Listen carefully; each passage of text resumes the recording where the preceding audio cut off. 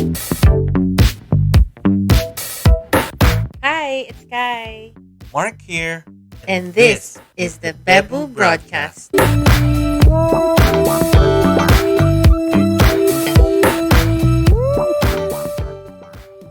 just a girl standing in front of a boy asking him to love her. Okay. Hi, guys. Hello. Welcome back. Okay, that caught me off guard. But okay, hi guys. I guess from that monologue, you can probably figure out what we're going to be talking about today. Yes, we're talking about Hollywood rom-coms, our Rom-coms. favorites. But to give it a little more spice, I wanted to, give a little bit of separation and to make our lives harder. Okay. So I made 3 categories, and I can answer first if you Okay, don't have one yeah. because I already know what The categories are. But if you already have an answer on top of your mind, then Yeah, you're go so ahead. smart naman.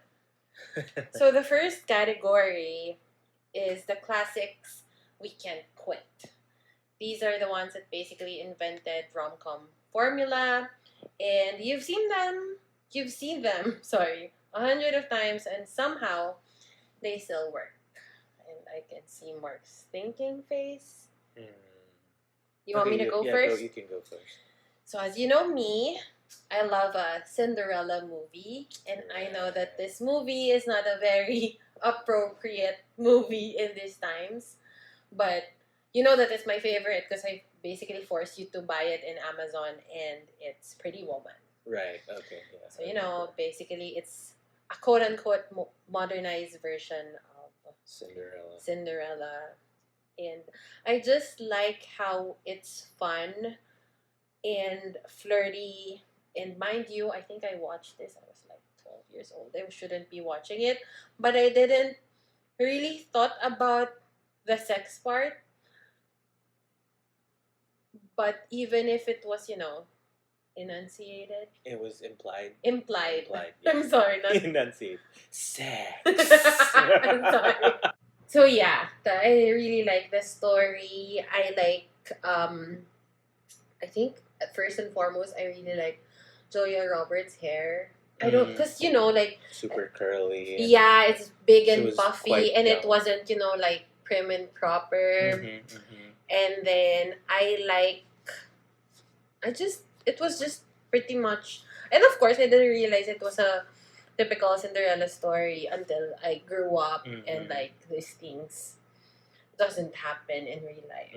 So, yeah. How about you? Oh, classics.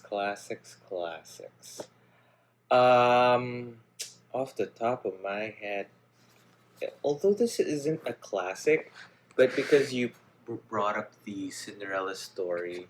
I mean, it's It's all one about of the rom-com the formula. rom-com. I guess it would be. I want to say Cinderella story with Like Hilary with Hilary Duff, Duff. and because I'm a huge One Tree Hill fan. Lucas Scott was there, aka Chad Michael Murray, and the soundtrack during the rain scene. Spoiler alert! I guess if you haven't watched it, during the drought, the rain scene with the football game and everything, they played Jimmy Eat World's "Hear Me," so that was pretty iconic, and I guess there was a lot of comedic elements that made it fun, and you were in high school as well when it came out. And Yeah. I guess it was also nice to have the whole there's mystery in not knowing who you're talking to, but then liking them, and then the whole surprise thing. I guess for its time, it was pretty decent. What's our next category? It's gonna be modern and witty favorites, sharper jokes, fresher stories, and more diversity. Basically, these feel like rom-coms for today. Go ahead. So, for me, I don't know if it's as much as today as when I first watched the movie. Okay. Aside from Cinderella stories, you know that I also like time travel stories. Okay, I know where this is going. So, I love About Time, and I did not realize that it's still a niche movie. I thought it was like, oh, everybody likes it. Go ahead, yeah. I did not realize that it's not as common as I expected it to be. Right. And I like the story because, well, one, it's basically like the opposite of the Cinderella story when the guy is saving the girl. Mm-hmm. This time around, it's like the guy is pushing himself to be a better person for Rachel McAdams to notice him. Right. And he was just quote unquote an ordinary guy. Right. And how he did all his sacrifices just to be with the person that he loves. So like it's just so heartwarming and very artsy for me. What's like the best scene for you in that? The best scene for me was when they dated. The first time that they dated, it was like a blind, like there was no lights. I think their eyes were covered, and then like they couldn't see what they're eating. And of course, like I think it was a blind date. Also, oh my gosh, I even forgot about it. Right. Like they couldn't see each other, and then like like they were dropping their forks. I like they don't know what to expect, especially like there's the opposite of sensory overload. Right. Like you're just so overwhelmed because you can't see anything. And then after that, how he realized that even without him seeing her first, he was attracted. Right. When you think about it, looking at it now, it probably was symbolic of how if time was a path, you never really know what you're getting. As you move forward. Yeah, I mean that's just one of my favorite, and I like that it is a love story, but not just a romantic love story. Actually, funny thing, I saw an interview with the lead actor. His name escapes me, but he's one of the Weasley brothers as well, and he's on the new show, The Paper, which we also finished watching.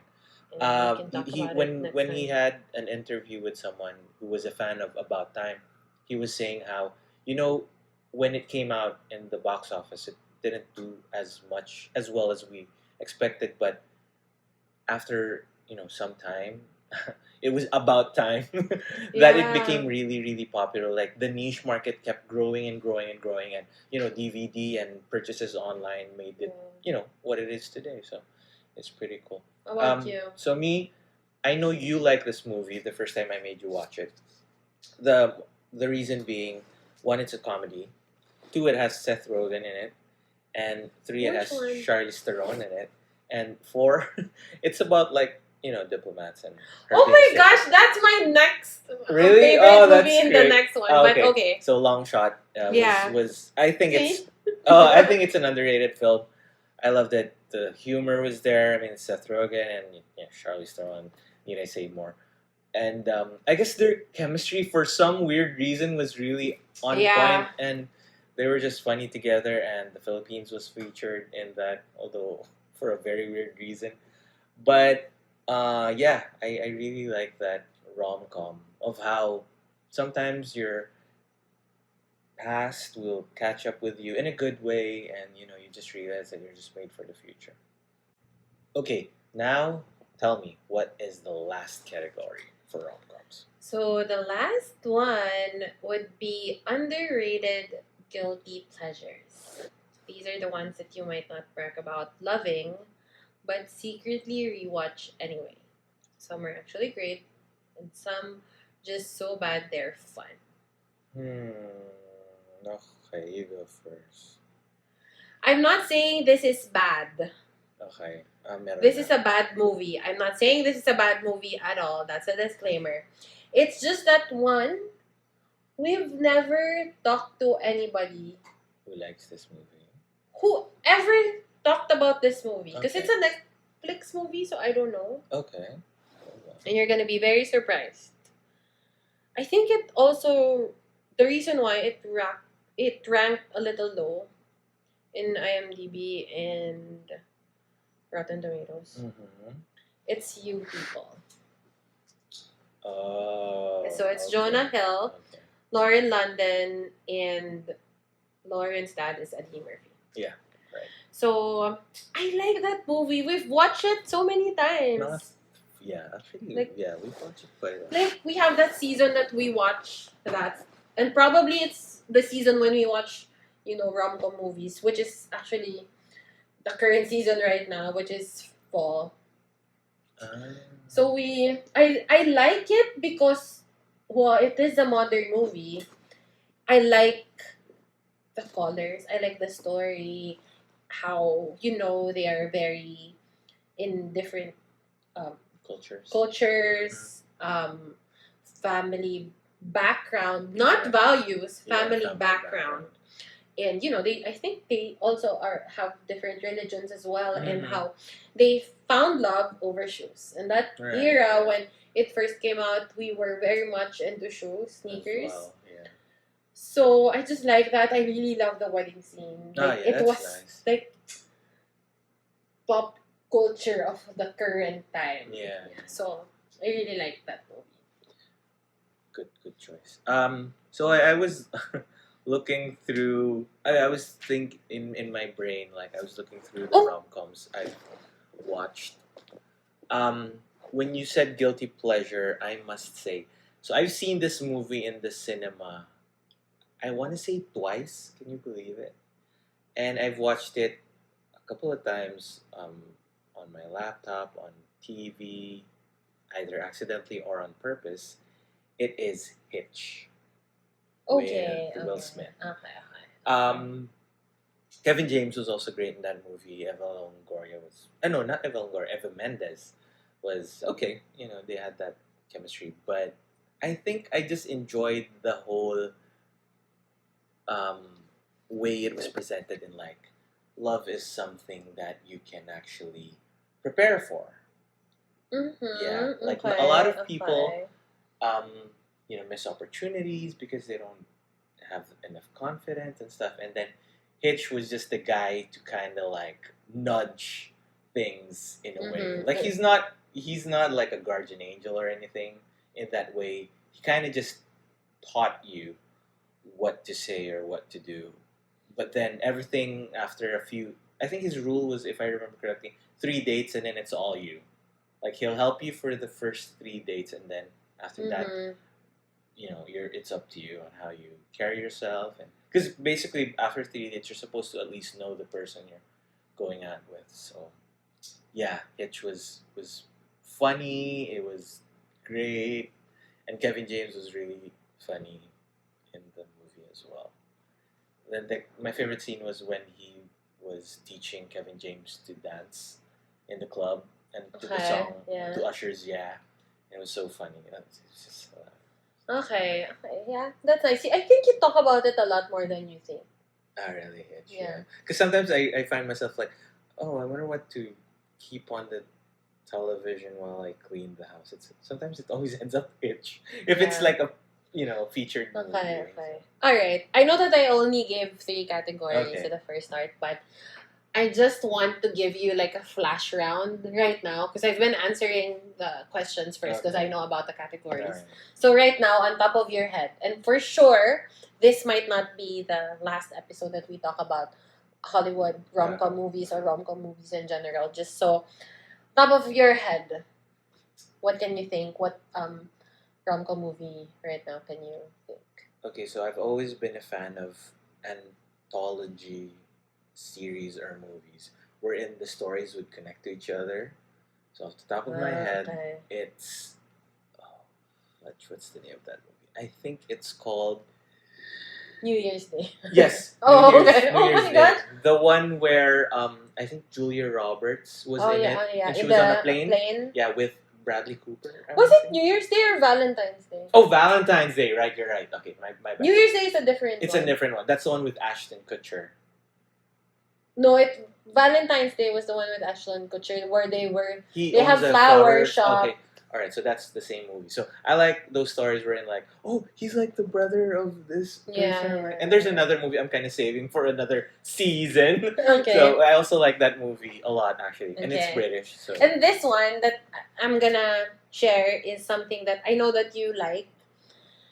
It's When We First Met with your favorite Alex Dedario. oh yeah, and Bumper. What's his name? Yeah. I forgot his name, but yeah, the Pitch Perfect guy.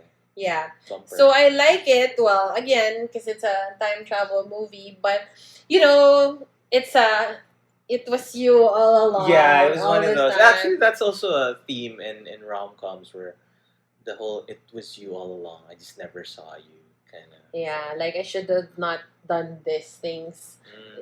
I did not have to, go through the hoops. Yeah. Yeah, I mean, like you would have done it if it was Alex Dedario in the first place. Traveled back in time a couple of times. Probably. Yeah. But again, ended up with the right person, so I'm not complaining. Yeah. All right. So enjoy watching your rom-coms. If you have any suggestions of something that you feel is underrated and that we should watch, let us know in the comments. Yeah, or if you have anything that's your favorite that falls under the 3 categories that we've shared earlier, just let us know. All right. We'll see you in the next one. Bye. Thank you. We'll see you soon. Take care. Bye.